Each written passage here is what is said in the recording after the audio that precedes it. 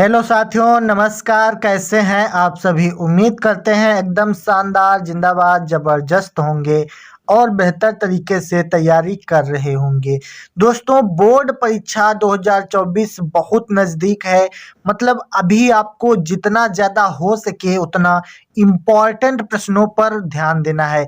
मतलब आज हम आपको बताएंगे कक्षा 12 हिंदी के सभी महत्वपूर्ण प्रश्न, यानी संपूर्ण हिंदी इसी वीडियो में कवर होने वाली है। ठीक है, अगर आपने अभी तक कुछ भी नहीं पढ़ा है फिर भी आप 100 में 100 नंबर आसानी से ला सकते हैं। ठीक है, तो वीडियो को मेरे भाई अंत तक देखना, सपोर्ट करिए थोड़ा। ठीक है, क्योंकि मेहनत करके वीडियो बनाते हैं इस प्रकार की, तो वीडियो को लास्ट तक देखिएगा, बहुत काम की वीडियो होने वाली है।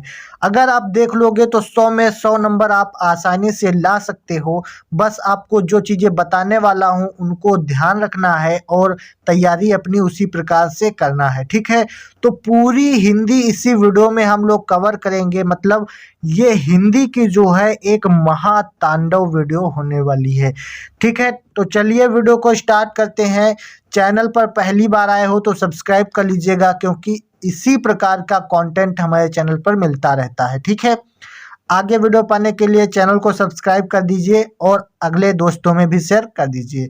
चलिए, सबसे पहले हम बहुविकल्पी प्रश्नों से स्टार्ट करेंगे, फिर अभी और सारे इंपॉर्टेंट प्रश्नों को देखेंगे। ठीक है, तो पहला हमारा प्रश्न दिया गया है, आचार्य महावीर प्रसाद द्विवेदी द्वारा संपादित कौन सी पत्रिका थी? आचार्य महावीर प्रसाद द्विवेदी द्वारा संपादित कौन सी पत्रिका थी? ठीक है, तो चार ऑप्शन दिए गए हैं, हंस, सरस्वती, ब्राह्मण और इंदु। ठीक है, तो वो आचार्य महावीर प्रसाद द्विवेदी द्वारा आपकी सरस्वती पत्रिका संपादित की गई थी। कौन सी? तो आप बताएंगे सरस्वती पत्रिका। ठीक है, इतना क्लियर है, किसी को कोई दिक्कत नहीं होनी चाहिए।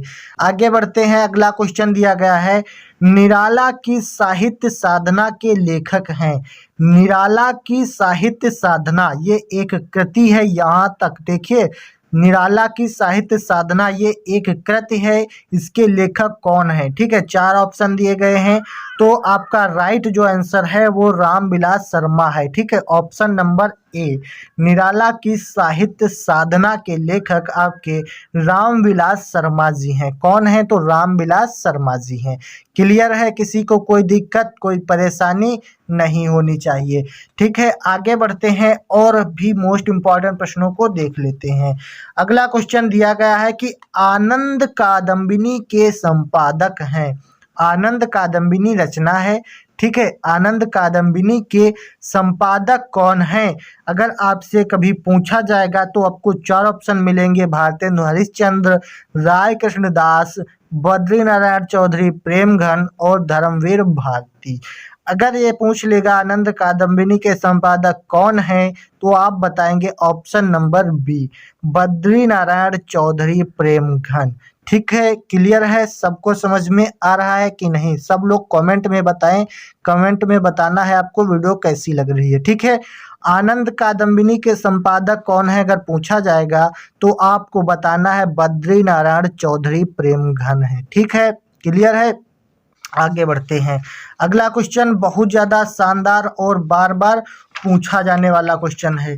दिया गया है कि हरी घास पर क्षण भर निम्न में से किसकी रचना है? अब यहाँ पर रचना इतनी है, ये हरी घास पर क्षण भर, हरी घास पर क्षण भर निम्न में से किसकी रचना है, यानी चार कवि दिए गए हैं, इनमें से किसकी रचना है? तो आपको बताना है ऑप्शन नंबर ए, अज्ञेय जी की रचना है। ठीक है, इतना क्लियर। जैसे पूछ लेगा हरी घास पर क्षण भर निम्न में से किसकी रचना है, तो आप बताएंगे अज्ञेय की रचना है। ठीक है, और ये एक प्रकार से और पूछा जाता है कि आपको दे देगा हरी घास पर क्षण भर, यानी कि कहेगा अज्ञेय की रचना कौन सी है, तो चार रचनाएं दी जाएंगी, उसमें आपको टिक करना होता है हरी घास पर क्षण भर। याद रखना, ये रचना सिर्फ और सिर्फ अज्ञेय जी की है। ठीक है, तो अगला क्वेश्चन देखते हैं, बहुत ज़्यादा इंपॉर्टेंट है। अगला क्वेश्चन दिया गया है कि निम्न में से मैथिली शरण गुप्त की रचना कौन सी है? ये चार रचनाएं दी गई हैं, इनको आपको याद रखना है। पहली है सिद्धांत, कानन कुसुम, उत्तरा और दीपशिखा। ठीक है, 4 रचनाएं हैं। पूछ रहा है कि निम्न में से मैथिली शरण गुप्त की रचना कौन सी है या रचना है। तो अब आपको यहाँ पर पहचानना है, दीपशिखा जैसे है तो दीपशिखा किसकी है, ये तो महादेवी वर्मा की है। ठीक है, क्लियर है। उसके बाद में जैसे आपसे पूछ लेगा मैथिली शरण की गुप्त यानी मैथिली शरण गुप्त की रचना कौन सी है, तो आप बताएंगे सिद्धांत। ठीक है, ये जो है मैथिली शरण गुप्त की रचना है। ओके, और कानन कुसुम जैसे पूछ लेगा तो ये आपकी किसकी है, जयशंकर प्रसाद की है। ठीक है, उत्तरा पूछेगा तो ये भी जयशंकर प्रसाद की है। और जो सिद्धांत है ये आपकी मैथिली शरण गुप्त की रचना है, याद रखना। ये मोस्ट इंपॉर्टेंट क्वेश्चन है, ये वाला और ये वाला। ठीक है, याद हो गया, आगे बढ़ते हैं। उसके बाद में एक और महत्वपूर्ण रचना पूछी जाती है, इसको ध्यान रखना। क्वेश्चन दिया जाता है कि जीवन और दर्शन के रचनाकार हैं, मोस्ट इंपॉर्टेंट है। ठीक है, इसको ध्यान रखना।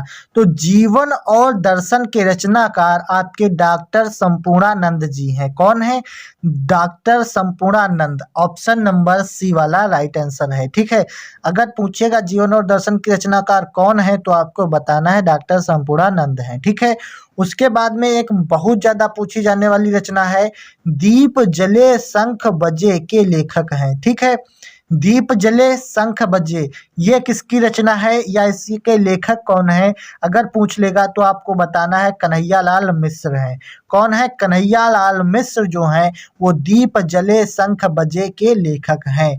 इतना क्लियर है, सबको समझ में आ रहा है क्या बात, सबको समझ में आ रही है कि नहीं, सब लोग बताएं। ठीक है, ये जैसे हमने अभी आपको बताया था कि निम्न में से अज्ञे का काव्य संकलन है, या फिर कैसे पूछेगा अज्ञे की रचना है तो आपको बताना है हरी घास पर क्षण भर। ये हमने अभी आपको करवा दिया है, मोस्ट इंपॉर्टेंट है। ठीक है, इस प्रकार से क्वेश्चन पूछ लेता है कभी कभी। उसके बाद में ये क्वेश्चन बहुत ज्यादा पूछा जाता है, छायावाद की विशेषता क्या है। ठीक है, छायावाद की विशेषता क्या है, तो अब आपको जितने भी युग हैं सभी की विशेषता याद रखनी है। ठीक है, तो छायावाद की अगर पूछेगा तो आपको बताना है सौंदर्य और प्रेम जो है ये छायावाद युग की विशेषता है। इसी प्रकार आपको शुक्ल युग की और जो है द्विवेदी युग की याद रखना है, सभी की विशेषताएं जरूर याद कर लीजिएगा। ठीक है, उसके बाद में अगला क्वेश्चन पूछता है कि निम्नलिखित में से दिनकर की रचना है। ठीक है, सभी प्रकार के हम आपको करवाएंगे, बस वीडियो को अंत तक देखते रहना, आपको कोई भी दिक्कत नहीं होगी। तो निम्न में से दिनकर की रचना कौन सी है, तो आप बताएंगे परशुराम की प्रतीक्षा जो है ये दिनकर जी की रचना है। ठीक है, इतना क्लियर है, सभी को समझ में आ रहा है कि नहीं, सब लोग कमेंट में बताते रहें। ठीक है, आगे बढ़ते हैं। अब चलिए यहाँ से हम लोग संस्कृत गद्यांश का हिंदी अनुवाद सीखते हैं। ठीक है, संस्कृत गद्यांश और पद्यांश से आपके टोटल 14 नंबर मिलने वाले हैं। ठीक है, एक संस्कृत गद्यांश से क्वेश्चन आएगा 7 नंबर का और एक संस्कृत श्लोक से आएगा 7 नंबर का। ठीक है, 14 नंबर का संस्कृत पोर्शन है। चलिए इसको आज हम क्लियर कर लेते हैं। कल की वीडियो में हमने करवा दिया था क्या, आपके जीवन परिचय और आपका जो है गद्यांश हिंदी वाला। ठीक है, अभी हम आज संस्कृत का गद्यांश देखने वाले हैं, इसका पूरा अर्थ बताएंगे, तो वीडियो को अंत तक देखते रहिए। ठीक है, बहुत ज़्यादा इंपॉर्टेंट है, यही क्वेश्चन मिलने वाले हैं आपको बोर्ड में। ठीक है, अगर आप तैयार कर लोगे तो 70 में यानी कि 70-75 नंबर आसानी से ला पाओगे। ठीक है, चलिए क्वेश्चन ये है कि निम्नलिखित संस्कृत गद्यांश का हिंदी अनुवाद कीजिए, 7 नंबर में पूछा जाता है। तो चलिए पढ़ते हैं। संस्कृत गद्यांश दिया गया है कि संस्कृतस्य साहित्यम सरसम व्याकरणच्च सुनिश्चितम। ठीक है, तस्य गद्ये पद्ये चालालित्यम भावबोध सामर्थ्यम अद्वितीयम श्रुतिमाधुर्य च वर्तते। किम बहुना चरित्र निर्णयार्थम यादृशी सत्प्रेरणा संस्कृत वाङ्मयं ददाति न तादृशी किंचयंत। मूलभूतानां मालवी गुणानां यादृशी विवेचना संस्कृत साहित्ये वर्तते नान्यत्र तादृशी। दयादानं शौचम औदार्यम अनसूया क्षमा अन्ये च अनेके गुणा अस्य साहित्यस्य अनुशीलनेन सज्जायन्ते। ठीक है, तो ये आपका है संस्कृत गद्यांश, किस पाठ से लिया गया है, संस्कृत भाषाया महत्तम से। ठीक, ये इसका भी अर्थ हम आपको समझाने वाले हैं, पहले रुक जाइए थोड़ा इसमें बता दें आपको। देखिए ये जो होता है संस्कृत गद्यांश, इसमें 2 नंबर आपके संदर्भ के होते हैं और 5 नंबर जो होते हैं इसका हिंदी अनुवाद के होते हैं। ठीक है, तो हिंदी अनुवाद पहले हम बाद में सीखेंगे, पहले हम इसका संदर्भ बताते हैं। संदर्भ इस प्रकार से लिखा जाता है कि प्रस्तुत गद्यांश हमारी पाठ्य पुस्तक संस्कृत दिग्दर्शिका, इसको आपको ब्लैक पेन से लिखना है, हमने रेड पेन से लिखा है, बट आपको ब्लैक और ब्लू दोनों ही पेन यूज करने हैं। ठीक है, ब्लैक पेन से संस्कृत दिग्दर्शिका के संस्कृत भाषा या महत्वम नामक पाठ से उद्धृत है या अवतरित है, इस प्रकार से आपको संदर्भ लिखना है। अब चलिए इसका अर्थ समझाते हैं, फिर आपको ये इसका अनुवाद कैसे लिखना है वो भी हम बताते हैं। ठीक है, जैसे लिखा गया है इसका अर्थ ध्यान से समझिएगा, अगर ये समझ जाओगे तो इसका अनुवाद करने में कोई दिक्कत नहीं होगी। ठीक है, इसका अनुवाद पढ़ते हैं, देखिए क्या लिखा गया है। संस्कृतस्य साहित्यम सरसम, मतलब संस्कृत साहित्य रसपूर्ण है, मतलब संस्कृतस्य साहित्यम सरसम, संस्कृतस्य मतलब संस्कृत का, साहित्यम मतलब साहित्य, सरसम मतलब रसपूर्ण है, सरस मतलब रसपूर्ण है। ठीक है, तो संस्कृत साहित्य रसपूर्ण है। व्याकरणश्च सुनिश्चितम, और व्याकरण जो है वो सुनिश्चित है, इतना क्लियर। संस्कृत साहित्य सरस यानी रसपूर्ण, व्याकरण सुनिश्चित है, इतना क्लियर। तस्य गद्य पद्य च लालित्यम, कह रहा है कि तस्य मतलब उसके, गद्य पद्य गद्य और पद्य में, तस्य मतलब उसके, किसके, संस्कृत के, गद्य मतलब गद्य, पद्य मतलब पद्य, उसके गद्य पद्य और लालित्य, क्या मतलब है, तस्य गद्य पद्य च लालित्यम, उसके गद्य और पद्य में लालित्य, भावबोध सामर्थ्यम, भावबोध की सामर्थ्य, अद्वितीयम श्रुति माधुर्य चा वर्तते, मतलब अद्वितीय, मतलब अद्वितीय माधुर्य है, मतलब विद्यमान है, क्या है, अद्वितीय माधुर्य विद्यमान है, वर्तते मतलब विद्यमान है। ठीक है, फिर कहता है कि किम बहुना चरित्र निरार्थम, किम बहुना मतलब क्या हुआ, अधिक क्या कहें, अधिक क्या कहें, किम बहुना मतलब अधिक क्या कहें, चरित्र निर्माणार्थम, चरित्र निर्माणार्थम मतलब क्या हुआ इसका, कि चरित्र निर्माण के लिए। ठीक है, चरित्र निर्माणार्थम मतलब चरित्र निर्माण के लिए, यादसी सत्प्रेरणा संस्कृत वांग्मयम ददाति, जैसी सत्प्रेरणा, यादसी मतलब जैसी, सत्प्रेरणा मतलब सत्प्रेरणा, संस्कृत वांग्मयम मतलब संस्कृत साहित्य, ददात मतलब देता है, चरित्र निर्माण के लिए जैसी सत्प्रेरणा संस्कृत साहित्य देता है, न तादृशी किंचयन्तः मतलब वैसी और कोई नहीं देता, इतना क्लियर। न तादृशी मतलब वैसी और कोई नहीं, किंच दयात मतलब नहीं देता है। ठीक है, फिर कह रहा है कि मूलभूतानाम मालवीय गुणानाम यादृशी विवेचना संस्कृत साहित्य वर्तते, यहाँ पर हो गया कि मूलभूत मानवीय गुणों की, मूलभूतानाम मतलब मूलभूत, मानवीय गुणानाम मानवीय गुणों की, यादृशी मतलब जैसी, विवेचना मतलब विवेचना, संस्कृत साहित्य मतलब संस्कृत का साहित्य,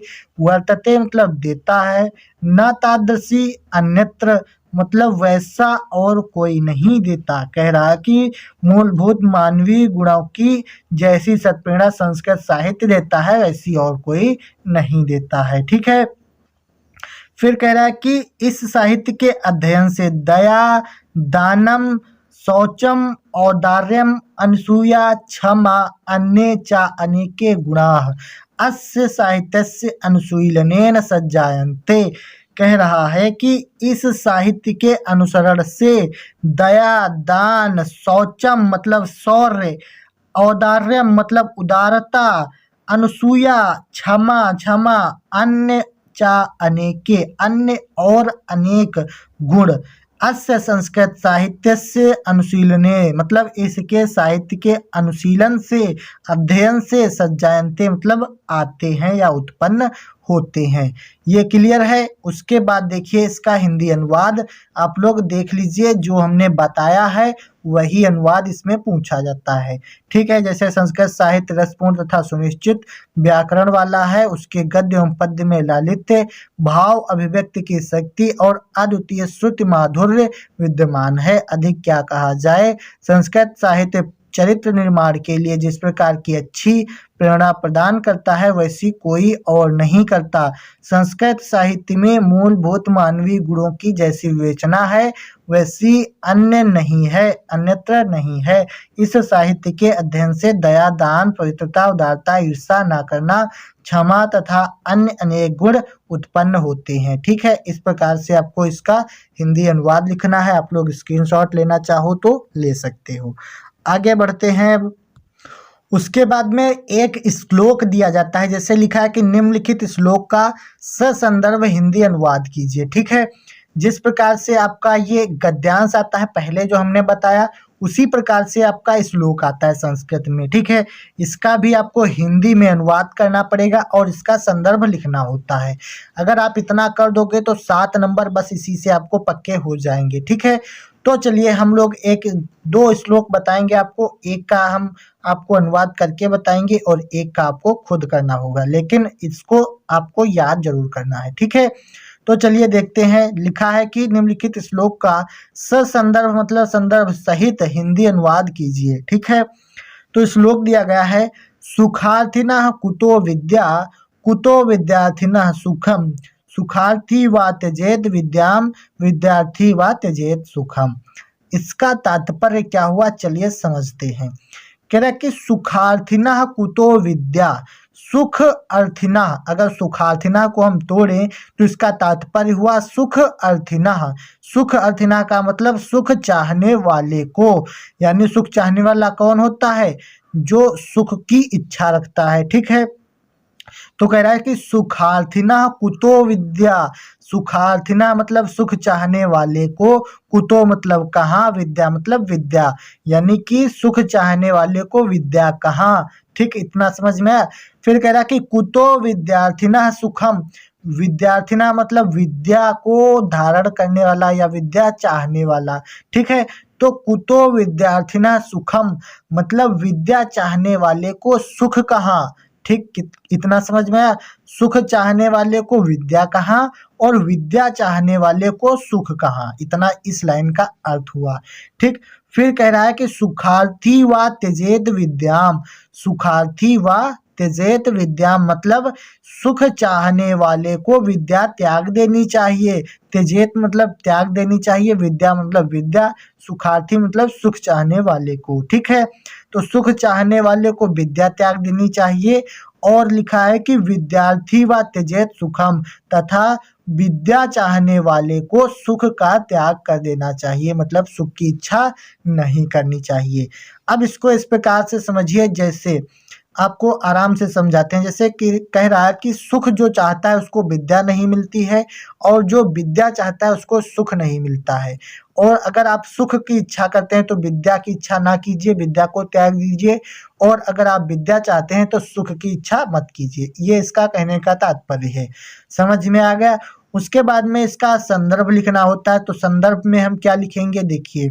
तो संदर्भ दिया गया है कि प्रस्तुत श्लोक हमारी पाठ्य पुस्तक संस्कृत दिग्दर्शिका के सुभाषित रत्नानि नामक पाठ से उद्धृत है।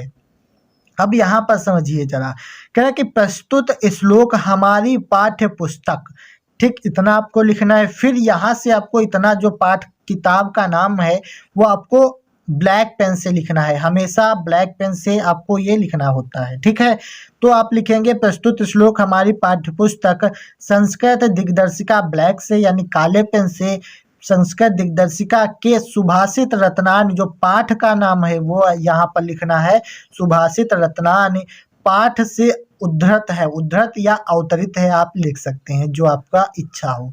ठीक है, ये लिखने के बाद फिर आपको अनुवाद डालना है, हेडिंग डालकर सब कुछ लिखना होता है। ठीक है, अगर इस प्रकार से आप लिखोगे तो पूरे 7 में 7 नंबर पाओगे। ठीक है, अगर आप बेकार लिखोगे तो नंबर नहीं मिलेंगे, याद रखना। तो अनुवाद में हम क्या लिखेंगे कि सुख चाहने वाले यानी विद्यार्थी को विद्या कहाँ तथा विद्या चाहने वाले विद्यार्थी को सुख कहाँ, मतलब आप विद्यार्थी हैं ना, तो आप पर निर्भर करेगा। अगर आप सुख चाहते हैं तो विद्या नहीं मिलेगी और विद्या चाहते हैं तो सुख नहीं मिलेगा। तो सुख की इच्छा रखने वाले को विद्या त्याग देनी चाहिए और विद्या चाहने यानी विद्या की इच्छा रखने वाले को सुख त्याग देना चाहिए। ये क्लियर है बात, सभी को समझ में आ गई। पहला श्लोक इस प्रकार से आपको लिखना है, 7 नंबर आपको मिल जाएंगे। ठीक है, उसके बाद में एक और श्लोक आपको बताते हैं, इसको आपको अर्थ समझा देंगे लेकिन इसका अनुवाद आपको स्वयं से लिखना है। ठीक है, बहुत ज़्यादा इम्पॉर्टेंट होता है ये भी श्लोक, तो इसलिए आप इसको याद रखिएगा। श्लोक दिया गया है कि जल बिंदु निपातेन क्रमशः पूर्यते घटः स हेतु सर्व विद्यानाम धर्मस्य चा धनस्य चा। कह रहा है कि जल बिंदु निपातेन मतलब जल, बिंदु मतलब बूंद, जल की बूंद। ठीक है, एक एक वर्ड समझिए। कह रहा है कि जल बिंदु निपातेन मतलब जल मतलब पानी, या जल बिंदु मतलब बूंद, पानी के बूंद। ठीक है, निपातेन मतलब गिरने से।